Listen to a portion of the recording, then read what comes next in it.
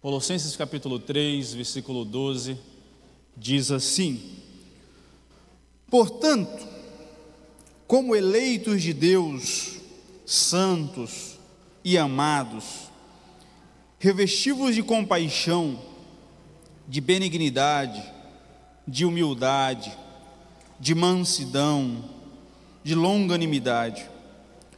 Suportai-vos uns aos outros, perdoai-vos uns aos outros, se alguém tiver queixa contra outrem.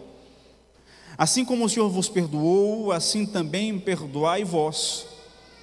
E acima de tudo isso, porém, revesti-vos de amor, que é o vínculo da perfeição. E a paz de Deus, para a qual fosse chamados em um só corpo, domine em vosso coração e sede agradecidos. A palavra de Cristo habite em vós abundantemente em toda a sabedoria, ensinando-vos e aconselhando-vos uns aos outros, com salmos, hinos e cânticos espirituais, cantando ao Senhor com gratidão em vosso coração. E tudo o que fizerdes, por palavras ou por obras, fazei-o em nome do Senhor Jesus, dando por ele graças a Deus Pai. Amém? Pode tomar seu assento. A gente acabou de ler esse texto de Colossenses capítulo 3.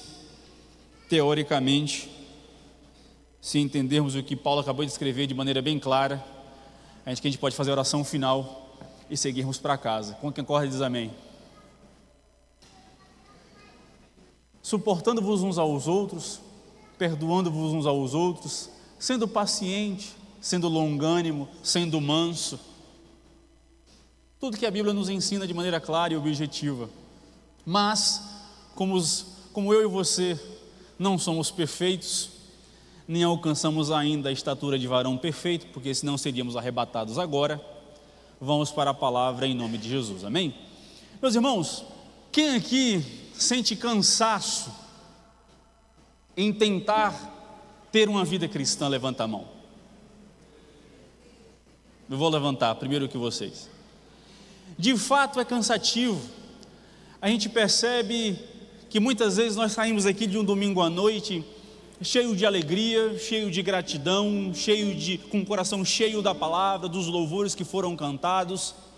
Nós somos e ficamos felizes com os nossos amigos e familiares que nós encontramos na igreja. E basicamente nós estamos prontos para mais uma semana. E às vezes na primeira rua que você entra, você toma uma fechada. Às vezes quando você pega seu telefone, você já escuta ou sabe de uma ofensa que foi tida contra você. E você começa literalmente, imediatamente a desconstruir toda a sua grande fortaleza que você construiu durante o culto. A gente sai daqui pronto para vencer o mundo e diz assim, de peito aberto, pode vir que eu estou pronto. E na primeira esquina a gente percebe que não estamos prontos para nada. Tira nossa paz, tira nosso ânimo. E não é porque a gente não entende o que é ser cristão. Muitas vezes nós entendemos, mas é porque muitas vezes nós agimos para com Cristo e para com a nossa vida cristã, mais ou menos assim: eu vou tentar agir bem durante o dia inteiro, para que ao final do dia eu seja digno do amor de Deus. E vamos perceber que a vida cristã e a palavra não fala sobre isso.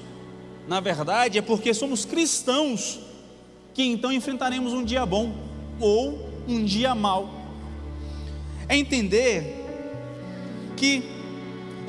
que devemos ser mais pacientes, entendemos que devemos ser mais amáveis com os nossos familiares, e quando não conseguimos agir dessa maneira, muitos de nós nos sentimos fracassados, hipócritas, falhos, nos sentimos às vezes não merecedores daquilo que nós recebemos pela palavra, pela unção, a nossa salvação. Dizemos assim: eu não vivo aquilo que eu estou dizendo que eu sou. E Paulo em Colossenses capítulo 3 vai nos mostrar e vai nos ensinar que a vida cristã não é uma lista de tarefas que devemos cumprir para que alcancemos algo, mas somos cristãos, e em resposta de gratidão à nossa salvação, então nós temos uma nova vida, uma nova característica, um novo estilo de vida.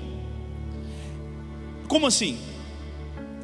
Não é agindo bem diariamente que no final do dia nós recebemos a recompensa de sermos amados. Como eu falei, é porque somos amados que devemos viver essa nova vida. Não é uma melhoria do ser humano, mas é um novo ser humano. Não é que o nosso velho homem é transformado, não é que o nosso velho homem ele vai aumentando de nível e se tornando bom. Na verdade, o nosso velho homem, segundo a palavra de Deus, ele é morto, ele é deixado para trás, abandonado no passado, para que tenhamos uma nova vida em Cristo, uma nova personalidade. É o que Paulo diz, que não vivo mais eu, mas Cristo vive em mim. Ou seja, a transformação, a nova vida, não é o velho homem vivendo uma nova forma, mas é a inexistência do velho homem com Cristo vivendo em nós e através de nós. Isso requer de nós uma decisão mútua, imediata, transformadora, de novas atitudes em nossa vida. E no texto que nós lemos, vamos entender que não é tentar copiar a Cristo com as nossas forças, não é com a nossa força que nós tentaremos copiar a Cristo, mas é sendo habitação, ou seja, deixar Cristo viver em nós. Não é sermos cópias de Jesus, é sermos habitação dele. Porque quando nós tentamos ser como Jesus, claramente eu e você iremos falhar. Nós não temos capacidade nenhuma, seja física, seja emocional, seja psicológica, seja intelectual, seja espiritual, de copiar a Cristo. Não temos. Não existe um meio, uma assessoria, uma mentoria celestial que te diz: faça por esse passo. Não. A verdade é que devemos ser habitação dele, e então vivermos a vida dele através da nossa. No texto que nós lemos, nós aprenderemos sobre a motivação, sobre os nossos propósitos, as nossas virtudes, a nossa manutenção da nossa vida cristã, para que de fato tentarmos de maneira correta vivermos uma vida cristã que se diz respeito àquilo que a Bíblia diz que quer para nós. Então, a Bíblia não diz sobre ser uma pessoa melhor, mas sobre ser uma nova pessoa. Valeu-me. Gente, abre um parênteses bem grande. Nosso pastor Josué chegou. Isso quer dizer o quê?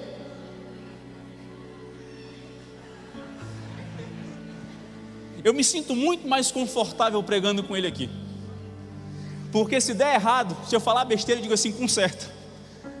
Aí fica muito mais fácil a gente ficar mais solto com ele do lado. Deus abençoe ele, em nome de Jesus. Só para quem está na internet, essa intimidade com o nosso pastor é porque é meu pai, tá?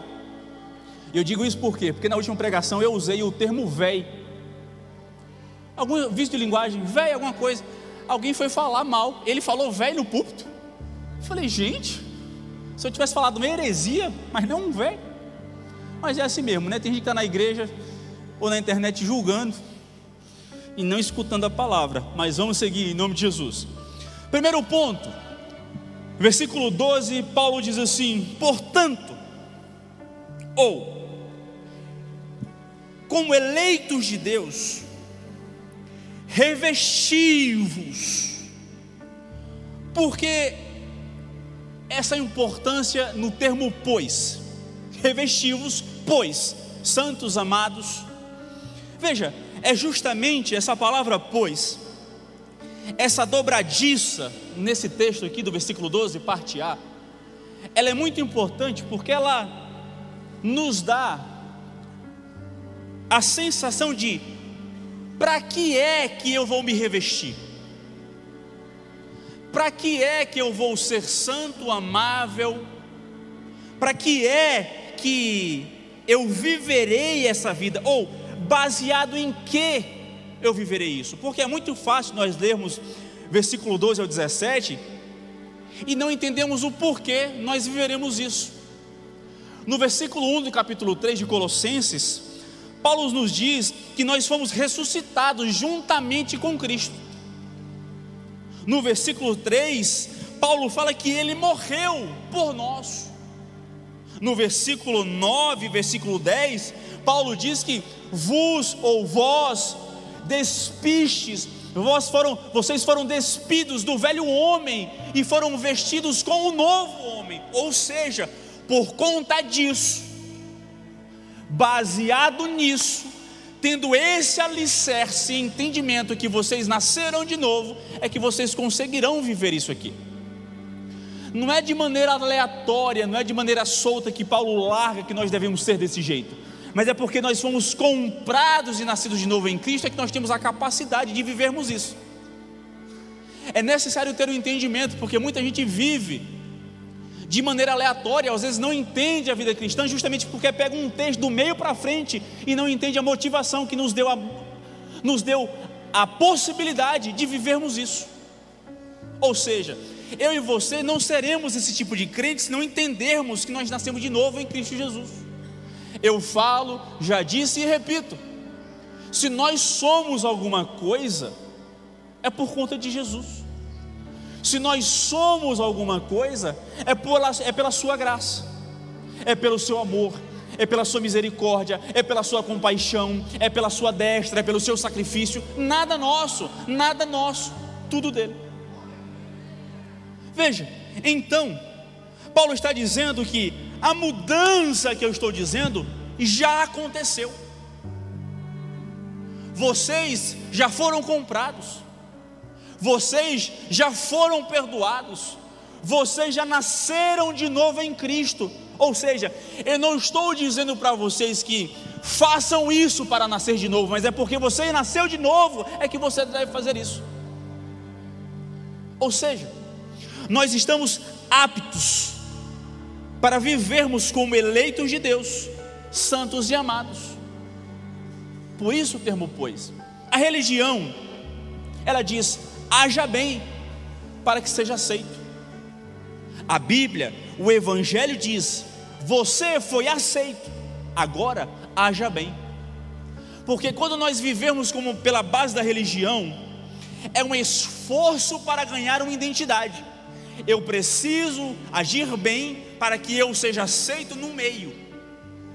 O Evangelho diz: você foi aceito no meu reino e portanto haja bem, represente. Ou seja, é uma resposta a uma identidade recebida. Jesus estabelece em nós uma nova identidade, portanto a partir dela viva. E nós vivemos muitas vezes para alcançarmos uma identidade de um grupo, de uma igreja, de um meio, de uma sociedade, de um estilo de vida. E o Evangelho é pelo contrário, o esforço inteiro que não poderíamos fazer já foi feito. Deus já nos deu uma nova identidade nele, agora é vivê-la, é representá-la, é vivenciá-la e dada ao próximo.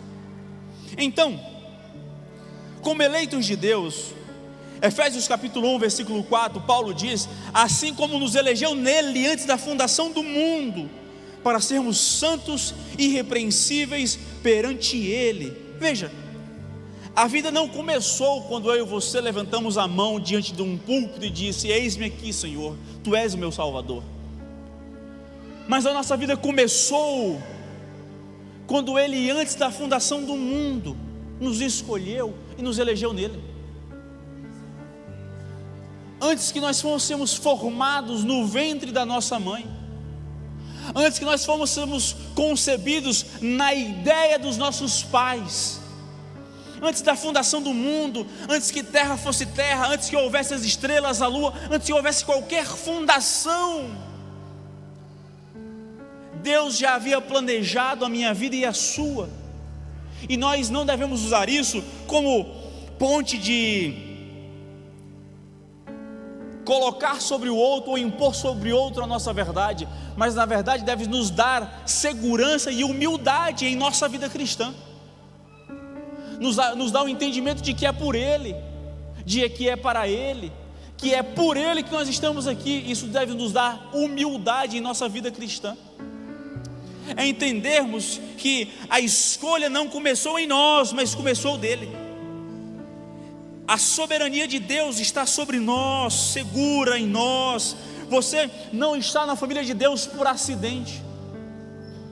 Aí Paulo diz que nós somos santos.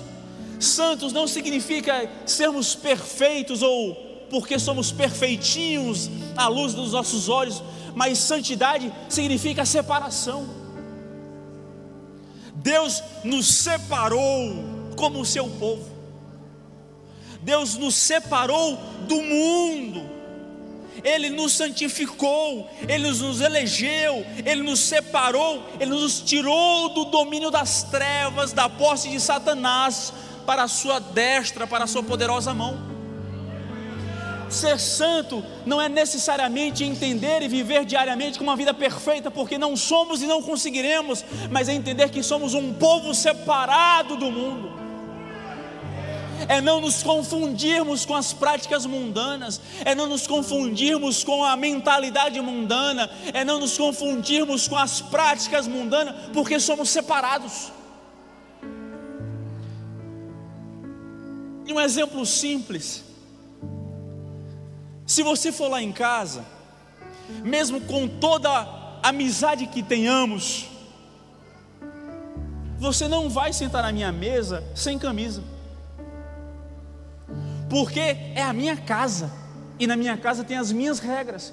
E se eu, que sou o dono da casa, não sento sem camisa, por que você vai sentar?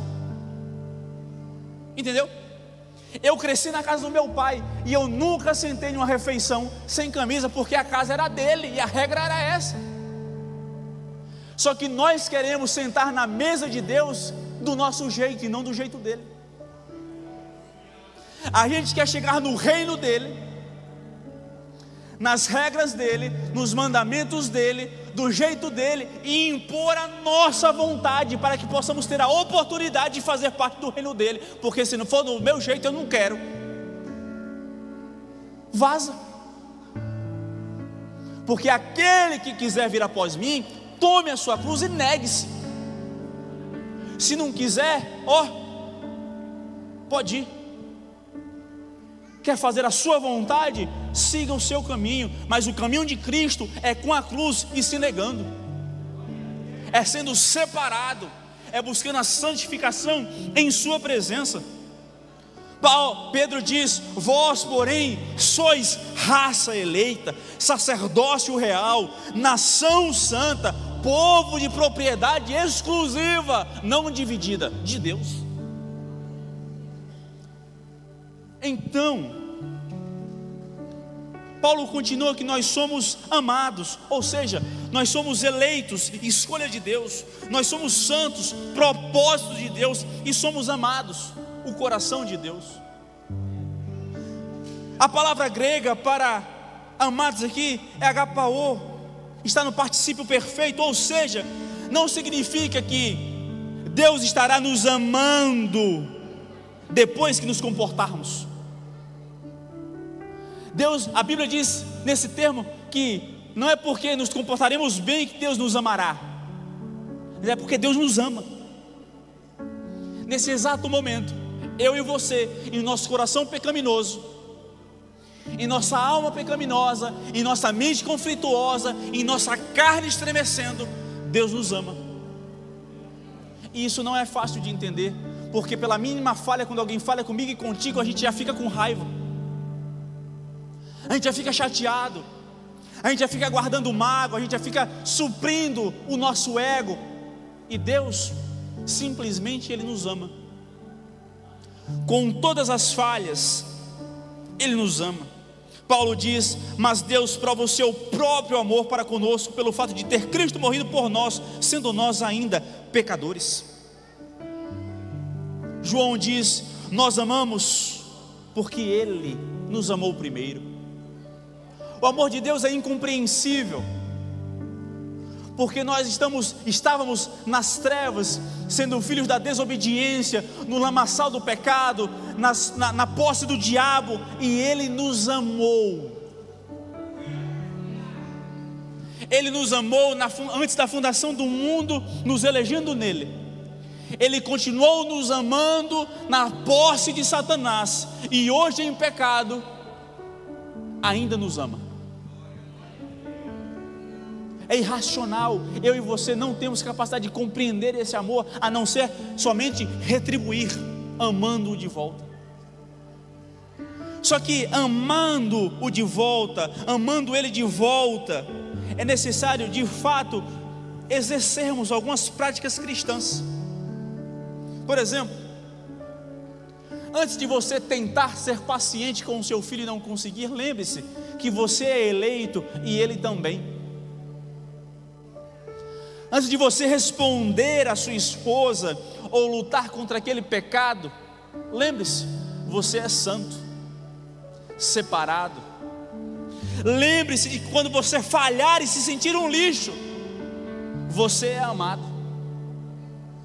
Portanto, a nossa prática cristã é ter a rocha inabalável em Cristo Jesus. Isso se chama graça. É entendermos então que devemos compreender então o caráter divino em nós. A vida cristã não é vivermos uma espiritualidade nua, nos despimos do velho homem e parou por aqui. Não. Paulo diz: vocês são um novo homem, uma nova criatura. Agora revesti-vos, se vistam. Se vistam de quê? Por exemplo, Paulo diz: ternos afetos de misericórdia. Sejam misericordiosos, sejam misericordiosos. A palavra original significa entranhas, ou seja, o sentimento que vocês devem ter pelo outro deve vir das entranhas, das vísceras. A misericórdia pelo outro não deve ser uma sensação fria da boca para fora, mas deve mexer com o seu mais íntimo. É você compreender que você deve se colocar no lugar do outro. É você compreender que é uma compaixão visceral que se move por dentro. Paulo continua: se vista também de bondade. A misericórdia em ação. Mateus, em Tito, capítulo 3, versículo 4, Paulo a Tito diz: pois nós também outrora éramos nécios, desobedientes, desgarrados, escravos de toda sorte de paixões e prazeres, vivendo em malícia e inveja, odiosos e odiando-nos uns aos outros. Quando, porém, se manifestou a benignidade de Deus, nosso Salvador, e o seu amor para com todos, não por obras de justiça praticadas por nós, mas segundo a sua misericórdia, Ele nos salvou mediante o lavar regenerador e renovador do Espírito Santo. Ou seja, é ser prestativo, é ser a pessoa cuja presença traz alívio e não pressão. É entender que se eu tenho misericórdia com alguém, agora eu exerço bondade através dela. Ou seja, é eu ver alguém padecendo e eu não coloco pressão, eu não coloco mais peso, eu não coloco mais responsabilidade, eu trato com bondade, trazendo alívio, trazendo solução. Eu não vejo alguém no fundo do poço e termino de enterrar. Eu não vejo alguém no caixão e termino de fechar e jogar a terra em cima, mas eu estendo o meu braço para trazê-lo para a tona e levar a uma solução que traga alívio àquela alma que estava triste e padecendo. Misericórdia, bondade, humildade. Humildade era tido como uma fraqueza no Império Romano. Na época de Paulo, na época de Jesus, ser humilde, ter humildade era ser fraco. Aí Jesus vira de ponta cabeça e Paulo diz: não façais por vanglória, mas por humildade, tendo em vós o mesmo sentimento que houve em Cristo Jesus, que a si mesmo se esvaziou e humilhou-se. No reino de Deus, não é sermos ignorantes e egoístas, mas é sermos humildes, é entender que a humildade cristã não é pensar menos de si, é pensar menos em si. A vida cristã não é você necessariamente se diminuir, mas é você se anular. Não é pensar em metade de mim e eu penso na outra metade, mas é pensar literalmente, não pensar em mim. Veja como isso é difícil. Veja como isso é complicado. Misericórdia, bondade, humildade, mansidão. É ser manso, não é ser manso na primeira ofensa que você receber. É ser manso até quando chegar na 1000ª vez, você manter a serenidade em seu olhar e o seu coração manso. E gente, eu não consigo ser manso a tal ponto. Eu falo lá em casa, que Deus me trouxe Arthur para que eu lidasse comigo mesmo em outro ser humano, porque não tem condição de como Arthur é parecido comigo. E a conclusão que eu chego é que eu devo ser muito chato, eu devo ser muito estressante para quem está ao meu redor. É complicado.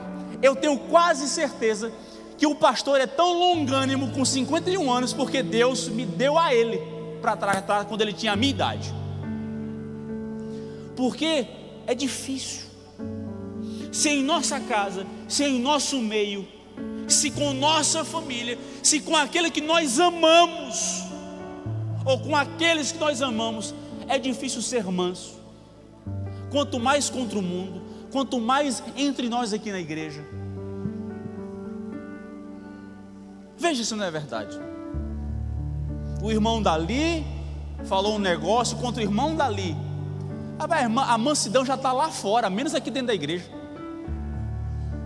A gente aqui já viu ter que separar quase briga de murro dentro da igreja, e não cabe, porque Paulo está dizendo: sejam mansos. Mas na hora da ofensa, meu irmão, não tem mansidão certa, esquece tudo. O velho homem não morreu não, ressuscita rapidinho, ó. Ser crente é difícil, e Paulo está dizendo: misericórdia, bondade, humildade, mansidão, longanimidade. 2 Pedro capítulo 3 versículo 9, Pedro diz: não retarda o Senhor a sua promessa, como alguns a julgam demorada. Pelo contrário, Ele é longânimo para convosco, não querendo que nenhum pereça, senão que todos cheguem ao arrependimento. Já parou para pensar que isso aqui é a resposta talvez de porque Jesus não voltou ainda para buscar a sua igreja? Jesus, Ele está sendo longânimo, longo em seu ânimo, para que nenhum pereça, mas que dê tempo para que todos se arrependam. Já pensou se Jesus fosse apressado como eu e você? Já pensou se Jesus respondesse ao seu povo como a gente responde uns aos outros? Já pensou, vamos pensar junto. Já pensou se Jesus te respondesse como você responde à sua esposa, como você responde ao seu marido, como você responde aos seus filhos, como você responde ao seu subordinado ou ao seu chefe, como você responde ao teu irmão e à tua irmã em Cristo aqui na igreja? Já pensou se Jesus colocasse em palavras audíveis o que você escreveu naquela mensagem chata, naquele grupo de WhatsApp, para todo mundo ver? Se a gente começasse a pensar e viver uma vida cristã pensando no que Jesus faria, muita coisa seria evitada. Jesus responderia desse jeito?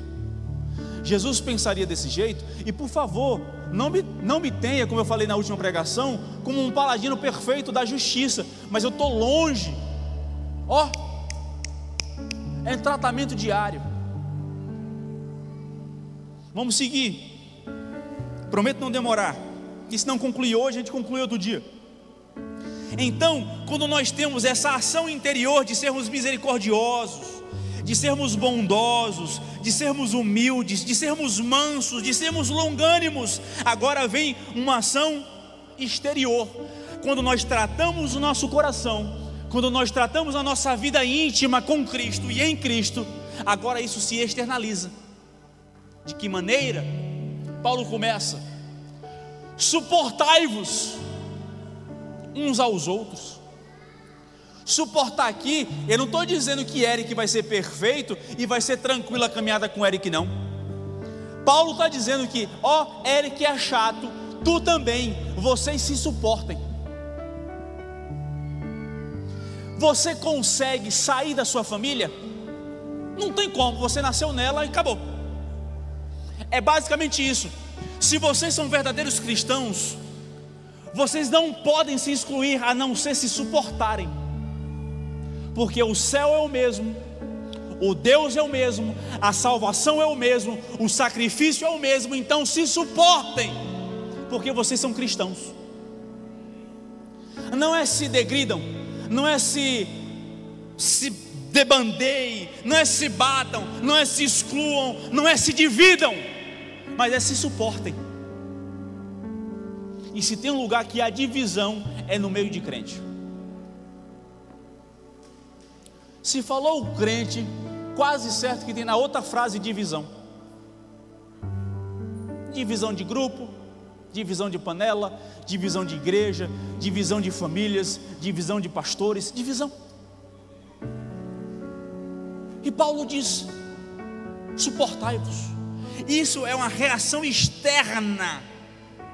Isso é o laboratório prático da comunidade cristã, da igreja. Vocês querem ser igreja? Se suportem. Suportem a mim, suportem as minhas falhas, suportem os meus anseios, e eu suportarei os de vocês. É quando eu estiver fraco, vocês me ajudam. Quando você estiver fraco, eu te ajudo. E a gente vai colocando na cangaia, a gente vai se suportando, um dia de cada vez, um dia de cada vez.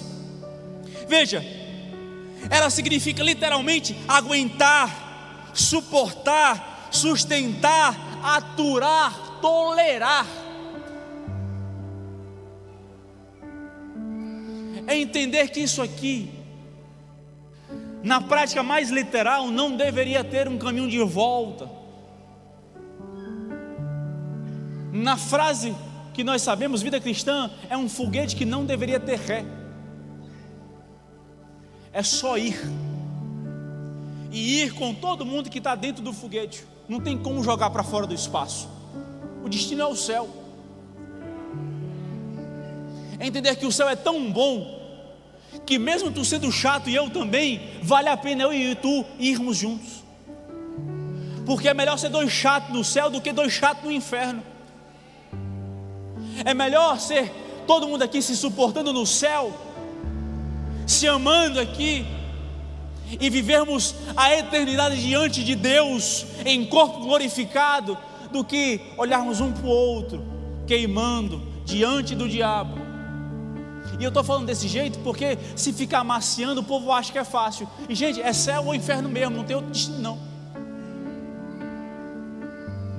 Amém? Deus abençoe. Vamos seguir. Efésios capítulo 4, versículo 2, versículo 3. Paulo diz: com toda a humildade e mansidão, com longanimidade, suportando-vos uns aos outros em amor, esforçando-vos com força, com vontade, diligentemente. Por quê? Para quê?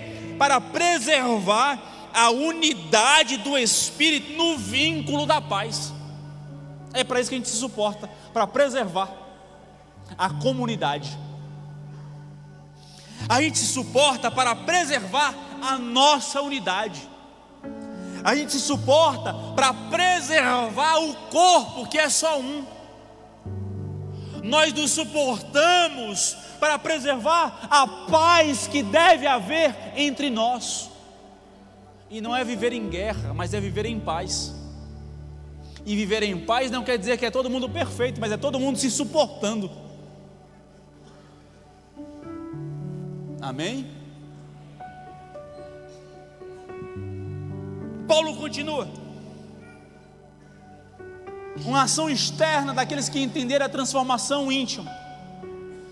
Perdoai-vos. Isso lida com uma ferida real. E Paulo é realista. Paulo continua: caso alguém tenha motivo contra o outro. Paulo já sabia que haveria motivo um contra o outro.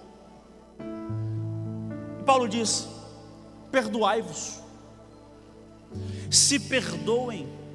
E aí, Paulo, ele coloca um padrão no versículo 13, um pouco chato, porque ele diz assim: perdoai-vos uns aos outros, se alguém tiver queixa contra outro, ponto.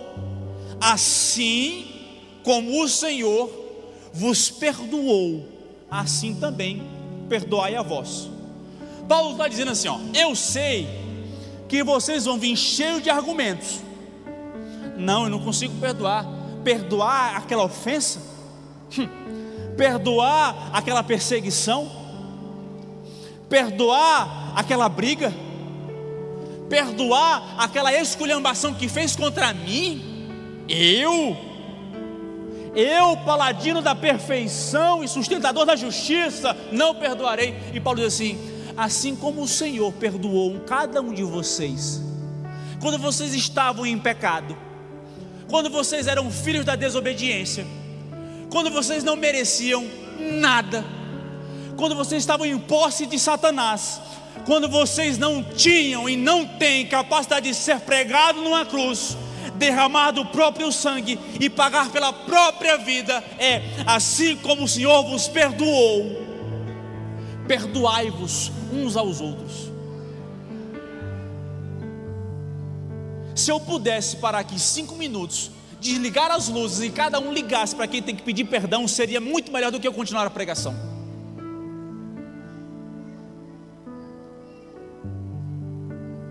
E perdoar não é só a quem ofendeu, mas é também a quem foi ofendido.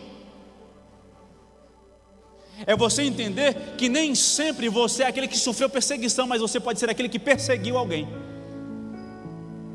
Porque a gente se comporta sempre como aquele que foi perseguido. Alguém falou de mim, alguém me perseguiu, alguém me ofendeu, alguém fez fofoca do meu nome. Mas às vezes você é essa pessoa que fez tudo isso. E vale a pena dizer, porque muitas vezes a gente não se enxerga como essa pessoa. Então, pelo amor de Deus, estritamente agora, cristianismo sem fronteiras, vamos nos perdoar. Vamos perdoar as ofensas, os olhares tortos, as más interpretações, porque às vezes a gente não fez nada, mas foi mal interpretado. Os muros que são levantados diariamente em nosso meio, o coração duro. Vamos nos perdoar, porque não faz sentido nenhum sermos cristãos e não vivermos o vínculo da paz. Veja, um sinal de que esquecemos o tamanho da dívida que não foi perdoada, talvez, é entender que ainda não fomos alcançados verdadeiramente pela graça. É um sinal se nós não conseguimos perdoar ou lembrar, melhor dizendo, se nós não conseguimos lembrar da dívida que foi paga por Jesus, não viveremos na prática o perdão um com o outro. E isso é um sinal se de fato estamos sendo cristãos ou não. Se nós nos lembramos da dívida que foi paga por minha vida e por sua vida. Se você não lembra, pelo amor de Deus, começa a lembrar. Vive, sabe aquela dívida que tu tem que pagar? aquela que mais te desespera. Pois é, tinha uma muito maior, que não tinha como pagar, e foi paga. E você não precisa se preocupar em pagar, mas deve se preocupar em lembrar que um dia alguém pagou. É andar, é pensar, é viver, é trabalhar, é estar no casamento, é estar louvando, é estar no trabalho, é estar na faculdade, é estar na criação dos filhos, é estar na igreja lembrando da dívida que foi paga, é louvar no momento do louvor, é escutar a palavra, é ir para casa continuamente lembrando da dívida que foi paga um dia por Cristo Jesus. Veja, saindo um pouco, e já conclui, a gente conclui outro dia. O louvor não foi muito bom hoje. Se você lembrasse da dívida que foi paga, você não se importaria se o louvor foi afinado ou não foi, mas você louvaria. A pregação não foi tão boa hoje, o pastor não estava inspirado. Se você lembrasse da dívida que foi paga, não importa se o pastor não está bem ou não, você louva. Hoje o dia está triste, não importa se eu lembro que a dívida foi paga, eu entendo que por mais triste que eu estou, eu estaria um dia juntamente na desobediência, mas agora sou salvo, então eu louvo. O louvor não está mediante a pregação, o teu louvor não está mediante o grupo de louvor, o teu louvor não está mediante a terceiros, o teu louvor está mediado em Cristo Jesus, que salvou a minha vida e a sua vida. Portanto, devemos nos lembrar da dívida que foi paga. A dívida foi paga. É lembrar continuamente dessa verdade. Se coloque de pé e vamos orar. A consciência da dívida paga gera em nós o entendimento de que, assim como o Senhor vos perdoou, assim também perdoai a vós. Portanto, nessa inicial construção que nós fazemos de Colossenses 3, entendam: sejam misericordiosos, sejam humildes, sejam bondosos, sejam mansos, sejam longânimos. A partir disso, se suportem, se perdoem, porque Jesus nos perdoou. Na próxima oportunidade, nós concluiremos o sermão em nome de Jesus. Curve sua cabeça, vamos orar. Senhor Deus Pai que estás nos céus, estamos em Tua presença, Pai, para Te louvar, Te agradecer e Te engrandecer, Pai. Declarar que Tu és o nosso Deus, o nosso Senhor, Senhor da nossa vida, da nossa casa, daquilo que somos e temos. Senhor, pela nossa força, pela nossa vontade, não seríamos capazes de estarmos aqui, Pai, sequer em pé. Não seríamos capazes de Te adorar, de Te louvar, de Te engrandecer, mas a Tua graça nos sustenta, o Teu amor, a Tua misericórdia, a Tua destra nos mantém de pé, nos dando o dom da vida, Senhor. Cobre-nos com o Teu sangue, cobre-nos com o Teu amor, nos trazendo o entendimento, nos trazendo a consciência, nos trazendo a sabedoria daquilo que somos e devemos ter em Tua presença. Guarda a nossa vida, Senhor, para que possamos nos tornar homens e mulheres segundo o Teu coração e o Teu desejo. Assim Te louvamos e Te agradecemos em Teu nome. Amém e amém.